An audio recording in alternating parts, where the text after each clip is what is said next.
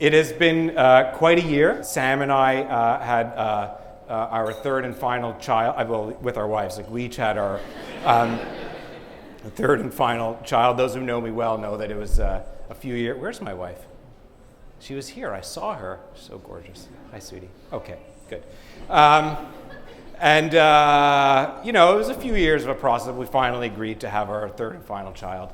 A lot of other things happened this year. We are approaching our 15th year, so we started and almost finished our 15th year in business. We have an amazing team. We, after I would say about a year of begging, we managed to poach a very senior person from KPMG, Dan Resnick, who I was hoping to introduce him last year at the Christmas party, but it took us that much time. But that was a big deal for us. And then after months of begging from CBC, I agreed to join this show On the Money with Peter Armstrong. Not true, actually. They called me and said, of course I'll do it. What else happened this year? We worked on some really transformative projects for our clients. Like, to me, if I think about the work that we did this year, the degree to which we actually changed people's businesses, it was phenomenal. And what's nice about it is I can't tell you about any of it, so you'll just have to believe me. And the other thing about this year was it's not over yet, but it sort of got capped off in Cuba. I was in Cuba over the weekend. And as I'm sure you all know, the despot, the dictator, I know our prime minister's a little confused with it, but he died. And I was on the plane on the way there thinking, wouldn't it be funny if Castro died the weekend we're there? And I said that because, yeah, I know. Like, why would you think that? Well, because when Arafat died, we were in Paris, a few blocks away from the hospital. And when Pavarotti died, I think he exploded actually. When he died, my wife and I were in Italy on vacation. And so I said to myself, Castro's old, maybe. And then my friend sent me this text on Friday night. He said, Castro died. It's like, it can't be. And I said to myself, oh my God, I have to spend as much time in Washington as humanly possible because it's the only way you're going to deal with this situation. So I can't imagine too many people are giving speeches these days without at least addressing what's going on in Washington. And I'm not a political pundit. I don't know that much about politics. I know that it's been a pretty special year in politics. I know that Canada's lead as the best place to live in the world has widened by a significant margin. And I would also say that what is relevant about the Trump phenomenon for me in my firm is that the pollsters got it wrong.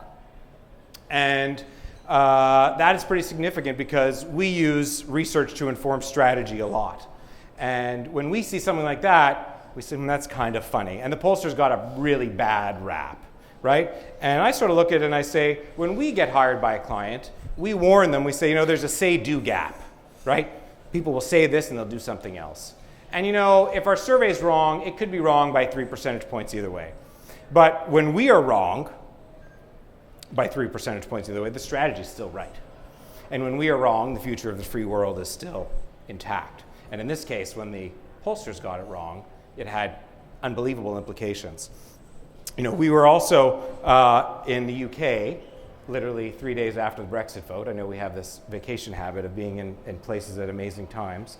And, we walked around the streets and we tried to find people who voted for Brexit. And nobody admitted it. It's like, well, how can that be? Like, they won, but nobody's admitting to voting for it.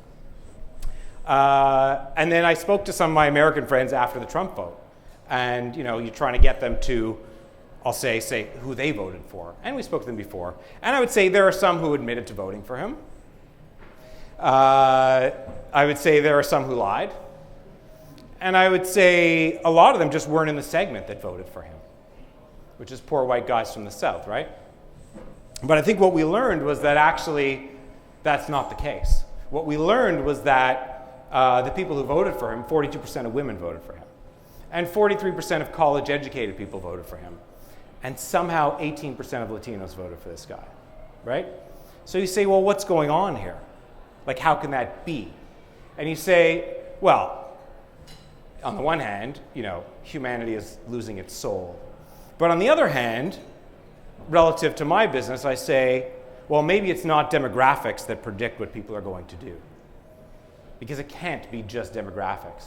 I mean, if you think that just by knowing where a person lives or what their religion is, or what sex they are, that you're going to know how they're going to behave, then the job of a marketer would be as simple as counting census data, and we know it's a lot more complicated than that. We see our clients often fall into what we call the millennial trap. And the millennial trap goes like this. They hear that there's a generation that is taking over, and they're going to have all the purchasing power, and they're totally different. And they hear that they live on Snapchat and buy everything on their mobile phones and love social causes and binge drink, and they have more sex than Generation Xers, or at least they brag about it more, I'm just saying. And they say, we don't know what to do because this is a generation that's taking over and we don't know them. I say, well, I know what we're going to do. We're going to get a big data solution, and we're going to give them some real-time offers, and we're going to make sure that everything is mobile, and we're going to find a way to genuinely engage with them, and a whole bunch of other bullshit stuff. And they say, we're going to have it licked. But I think we look at that and we say, any company that generalizes about the generation that is going to be 60% of the spenders in the world in the next 20 years, is making as dangerous a move as Hillary was in assuming that all the Latinos and all the women were going to vote for her. We look at our staff in our office, and other than a few of us grown-ups, most of them are millennials, and even millennials are grown-ups, actually. I think the oldest millennial is like 30-something. And you would say, well, they're probably pretty homogeneous, right? They're knowledge workers, they live in Toronto, they're very good looking, they're overpaid. They have to behave, well, relative to the rest of society. They probably behave in a pretty similar fashion. But what's interesting for us is we look at our pretty small staff and we say, actually, they don't behave the same at all. For some of our staff, religion is very important, a driver of their life. For some of them, they don't care about it at all, and some of them are in the middle. Some of them spend a lot of time thinking about what they wear. Some of them don't. Some of them are giant Leafs fans. Some of them are intelligent, realistic people. For us, we try to talk about the things that really make people make different decisions, and how segmentation is about a lot more than where you come from or what your religion is or what your gender is. So you guys hear from me enough on various occasions. So I thought tonight would be a fun time to hear from somebody else who does this type of stuff for a living. I don't know about you. I love listening to Terry on the radio when I get to catch his show. It's a very interesting perspective. He generally takes a sort of historical thing where he looks back and says, this is what it was in 1948, not from memory, you read it. And he's a great storyteller, so I thought it would be interesting. So that's all I have to say. I will welcome Terry O'Reilly to the stage. Thank you very much.